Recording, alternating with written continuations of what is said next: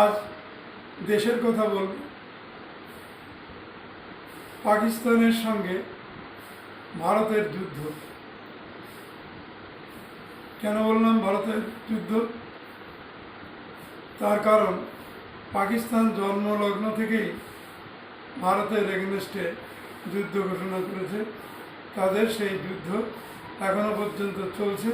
যতদিন পাকিস্তান নামক রাষ্ট্রটা বেঁচে থাকবে ততদিন পর্যন্ত এই যুদ্ধ ওরা চালাবে, এই প্ল্যান ওরা করেছে।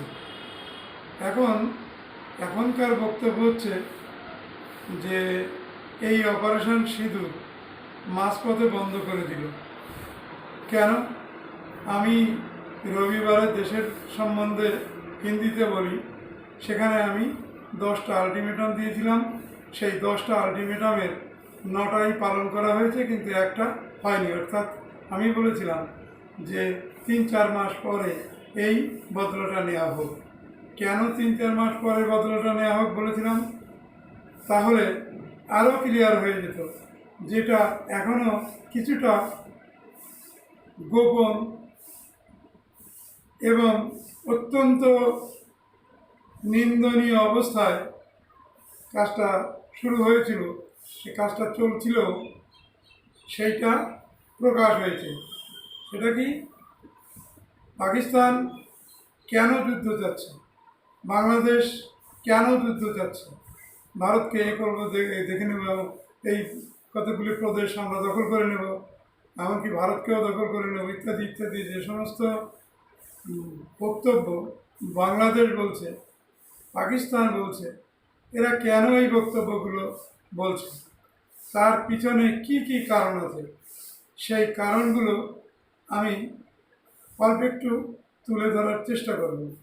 প্রথম কথা হচ্ছে যে যখন অপারেশন সিঁদুর হলো, তখনই রাষ্ট্রসংঘের মহাসচিব বলল যে যুদ্ধ কোনো বিকল্প ব্যবস্থা নয়, আলোচনাই বিকল্প পথ হতে পারে। তাহলে আমার একটা কথা, যে মহাসচিবের বুদ্ধিশুদ্ধিগুলো কোথায় ছিল তখন? যখন 62 সালে চীন অ্যাটাক করে ভারতকে, যখন 71 সালে নির্মম অত্যাচার হয় মানুষের প্রতি, সেই অত্যাচারের বিরুদ্ধে ভারত সসৈন্যে রুখে দাঁড়িয়েছিল, এবং ভারত যে মানবিকতা দেখিয়েছিল, 92,000 সৈন্য আটকা পড়া সত্ত্বেও তাদের আবার পুনরায় ছেড়ে দিয়েছিল। এর থেকে বড় নিদর্শন পাকিস্তান হলে ইন্ডিয়ান সোলজারদের দাঁড়িয়ে রাজপথে গুলি করে দিত। এতে কোনো ভুল নেই, কারণ আমরা দেখেছি পাকিস্তানকে এই কাজ করতে, ভারতীয় সোলজারদের নিয়ে ন্যূনতম বীরের মর্যাদা না দিয়ে তাদের মুন্ডু কেটে ফুটবল খেলেছে, এগুলো আমরা দেখেছি। তো এখন তার এগেনস্টে ভারতের অপারেশন সিঁদুর যেই শুরু হলো, সেই গান শুরু হয়ে গেল। এই গানটা কে গাওয়ায়? রাষ্ট্রসংঘের মহাসচিবকে দিয়ে। কার্গিল যুদ্ধের সময় কোথায় ছিল ওই মহাসচিব?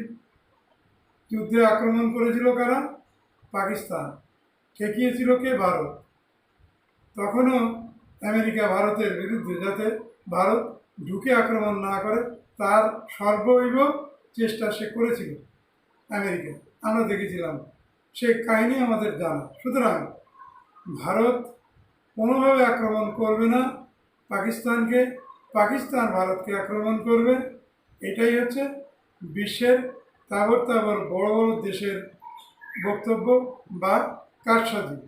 তারা এইভাবেই এই সমস্ত কাজ করে ভারতকে ড্যামেজ কন্ট্রোল রুমে পাঠিয়ে দেবে, যে বাবা তুমি যাও, ড্যামেজিং সিস্টেমের মধ্যে গিয়ে থাকো, কমায় চলে যাও, যেমন আগের সরকাররা সব কমায় ছিল, তুমিও কমায় চলে যাও। চীন 4 পা দখল করেছে, তোমাদের চিল্লামিল্লিতে 2 পা ছেড়ে দিয়ে 2 পায় বিল্ডিং করেছে, করুক। পাকিস্তান তোমাদের সোলজারদের মেরে তাদের হাত পা ভিতরে ঢুকিয়ে দিয়ে তাদের নির্মমভাবে বিশ্বকে দেখিয়েছে যে আমরা কি পারি, দেখো, বাড়িতে সোলজারদের দশাই করেছি। এসবগুলো নাকে কানে তেল দিয়ে আরামসে পুকুরে ডুব মেরে উঠে এসে নাক ডেকে ঘুমানো, এটা আমরা দেখেছি আগেকার সরকার বাঁচার জন্য, ঠেকানোর জন্য, বেড়ে ওঠার জন্য কোনো প্রচেষ্টাই তারা চালায়নি। না চালানোর দরুন আমাদের যা দশা ছিল, সেই দশায় আবারও মনে করিয়ে দিই, আমাদের বলতে হয়েছে যে আজকে এই যুদ্ধের সময় যদি আমাদের কাছে র্যাফেল থাকতো বালাকোট স্ট্রাইকে, তাহলে আমরা দেখিয়ে দিতাম। তখন ভারতের কাছে যুদ্ধ করার মতো কোনো সামগ্রী বিশেষ ছিল না, এটাই ওই কথায় প্রমাণ হয়। সুতরাং কি আমরা পেয়েছি? আমরা পেয়েছি আস্ত একটা ঘোড়ার ডিম। এখন আমাদের এই যে সাহসিকতা, এই যে স্বাবলম্বী হওয়ার ভাব, এটা আমরা ব্যক্ত করছি, এটা আমাদের অপরাধ। এটা বিশ্বের দরবারে আমেরিকা, ব্রিটেন, ফ্রান্স কেউই চায়নি। চীন তো চায়নি, চাচ্ছেও না। আমেরিকা বাংলাদেশকে লাগিয়ে দিয়েছে যে তোমরা যুদ্ধ শুরু করো, যা আর্থিক সাহায্য আমরা দেব, দরকার হলে সামরিক সাহায্য পরোক্ষভাবে পাবে। কেমন? পাকিস্তানের সমস্ত বড় বড় ঘাঁটিগুলিতে, বিমান ঘাঁটিগুলিতে আমরা বিমান এবং বিভিন্ন ধরনের অস্ত্র আমরা মজুদ রেখেছি। পাকিস্তান সময় মতো সেই সমস্ত অস্ত্র তোমাদের পাঠিয়ে দেবে। অতএব যুদ্ধে তোমাদের কোনো কিছুতেই কম পড়বে না। সোলজার পাকিস্তান দেবে, তোমাদেরও আছে, অস্ত্র আমরা দেব, অর্থ আমরা দেব, তোমরা লেগে পড়ো যুদ্ধে। কেন? এই যদি যুদ্ধ তোমরা বাঁধাও, যে হার জিত পরের কথা, তাহলে ভারতের অর্থনীতি ভেঙে যাবে। মনে আছে ভারত বলেছিল জোর গলায় যে এখন যুদ্ধের সময় নয়, এখন যুদ্ধের সময় নয়, এখন উন্নয়নের সময়, কারণ আমরা কোভিড দ্বারা আক্রান্ত ছিলাম। তো সেই কথা নিয়ে অনেকটা কাটা বিঁধেছিল আমেরিকার গায়ে। যুদ্ধের সময় নয়, ঠিক আছে, যুদ্ধ তোমাকে দিয়েই বাঁধানো। এই আমেরিকার প্রথম স্ট্র্যাটেজি।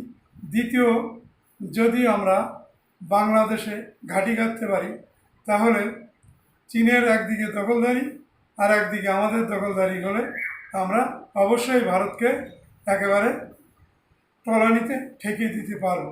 যদি আমরা ভারতকে তলানিতে না ঠেকাতে পারি, তাহলে একদিন রুপিয়া ডলারের গলা টিপে ধরবে, আর তখন আমাদের অনাহারে দিন কাটবে। এইটা আমেরিকা, আর কেউ বুঝুক না বুঝুক, আমেরিকা ভালোভাবে বুঝে গেছে। তার জন্য আজকে এই প্রচেষ্টা চালাচ্ছে। সুতরাং আমাদের সিঁদুরে, হয়তো কংগ্রেসের ভাষায় এই সিঁদুরে কোনো লাভ আমাদের হয়নি, কিন্তু যে বোম্বিং হয়েছিল, যে পরিস্থিতির সৃষ্টি হয়েছিল, তাতে বোঝা গেছে, দেখা গেছে, স্যাটেলাইট প্রমাণ করেছে কি, যে আমেরিকার অস্ত্র ভাণ্ডার, বিমান সব কিছুই পাকিস্তানে মজুদ ছিল। এর মানে কি? এর মানে হচ্ছে যে আমেরিকা বকলমে পাকিস্তান এবং বাংলাদেশকে দিয়ে যুদ্ধ করাবে। যেই ভারত দুর্বল হবে, তখনই চীন অ্যাটাক করবে। যেমন ভারত, জাপান, আমেরিকা এরা সবাই মিলে একটা দল তৈরি করলো। তখন আমি বলেছিলাম যে এতে কাজ হবে না। যখনই আমেরিকার স্বার্থে আঘাত করবে, তখনই আমেরিকা চুপ করে থাকবে, কাউকেই সাহায্য করবে না। যদি আমেরিকার স্বার্থ থাকে, তাহলে আমেরিকা সেইখানেই এগোবে, তাছাড়া এগোবে না। সুতরাং সেটা ইনভ্যালিড, এখন তা প্রমাণ হলো। এইবার যুদ্ধের কথায় আসি। ভারত আর 3 মাস পরে যদি অ্যাটাক করতো, তাহলে কি হতো বা কী হবে? অ্যাটাক তো করতেই হবে, বা যুদ্ধ তো হবেই, কেউ ঠেকাতে পারবে না। যতই ভারত, চীন এবং রাশিয়া এক হয়ে ত্রিকোণ শক্তিতে পরিণত হোক, ওই চীনই ভারতের এগেনস্টে যুদ্ধ করবে, লিখে রাখতে পারেন আপনারা। সুতরাং এটাও একটা মন্দের ভালো। এই যে ত্রিশক্তির আবির্ভাব যদি হয়, তো মন্দের ভালো। কেন? ভয় তো দেখানো যাবে। আগের শক্তি, যে শক্তিতে ভারত ঢুকেছিল, তার মধ্যে যদি না ঢুকতো, তাহলে চীন এতদিন অনেকটা জায়গা দখল করেই নিত। সেই শক্তির ভয়ে চীন ভারতের জমি দখল করার থেকে বিরত হয়েছে, ভারতের শৌর্য বীর্যের ভয়ে, এবং ওই কারণে বিরত হয়েছে। আজকেও ঠিক তাই। যদি এই ত্রিশক্তির আবির্ভাব ঘটে, তাহলে আমেরিকা ভারতকে অ্যাটাক করতে বারবার ভাববে। ভারতকে ইতিমধ্যে ইকোনমিক্যাল অ্যাটাক করেই দিয়েছে আমেরিকা। সুতরাং সেই যুদ্ধ, সেটা শীত যুদ্ধের থেকে কম না, সেই যুদ্ধ শুরু হয়ে গেছে। সেই যুদ্ধ ভারতের সঙ্গে আমেরিকা অটোমেটিকলি চলছে, চীনের সাথেও অন্যভাবে চলছে। আগামী শনিবারে সেই সম্পর্কে আমি আলোচনা করব। আজকে পরের কথা আমি বলছি যে পাকিস্তানের কী লাভ হয়েছে এই অপারেশন সিঁদুরে। পাকিস্তানের লাভ হয়েছে যে IMF থেকে 8,000 কোটি লোন পেয়েছে, আবার ADB থেকে সে লোন পেয়েছে 80,000 কোটি। তো এই যে বিপুল অনুদান পাকিস্তানের ঘরে পৌঁছলো, কেন পৌঁছলো, কেন দিল? আমেরিকা জোর গলায় বলে যে একমাত্র আমি যাদের উগ্রবাদীদের ঠান্ডা করেছি। আমেরিকা কি করেছে বিশ্ববাসী তা ভালোভাবে দেখেছে, এখনও দেখে চলেছে। যদি আমেরিকার মানসিকতা ভালো থাকতো তাহলে অবশ্যই আমেরিকা ভারতের সিঁদুরে সাহায্য করত, পাকিস্তানকে মানা করতো না, পাকিস্তানকে যুক্তি দিয়ে ভারতকে বলাতো না যে পাকিস্তান তুমি অনুরোধ করো যুদ্ধটা থামানোর জন্য, না হলে আরও গোপন অস্ত্রপাতি যেখানে যেখানে আছে, ভারতের উন্নত স্যাটেলাইট ব্যবস্থা, ভারতের চোখ, থার্ড আই, সেটাকে দেখে সেগুলোরও ধ্বংস করে দেবে। আমরা অনেক লক্ষ ডলারের ক্ষতিপূরণ বহন করে বেড়াবো। সুতরাং এই কারণে আপনাদের মনে আছে যখনই ভারত অ্যাটাক করলো বিমানবন্দর, বিমান ঘাঁটি এবং পরমাণু কেন্দ্রে, বলা হলো যে পরমাণু রিয়াকশান শুরু হয়ে গেছে, এখন আমাদের ওখানে পৌঁছতে হবে। কেন তোমাদের পৌঁছতে হবে? কখানা জাহাজ পাঠিয়েছিল জাপানে পরমাণু যখন চুল্লি ভেঙে গেল সুনামিতে? একখানাও না। আজকে পাকিস্তানকে বাঁচানোর জন্য বিমান পাঠিয়ে দিলে যাতে পরমাণু রিয়াকশান না হয়, না ওর পিছনে অন্য কোনো কারণ ছিল? সেই কারণ তোমাদের অস্ত্রপাতি বয়ে নিয়ে যাওয়া ভারতের ভয়ে, সেটা নয় তো? এটাই আমার প্রশ্ন। তো এবার এই যে বিশ্ব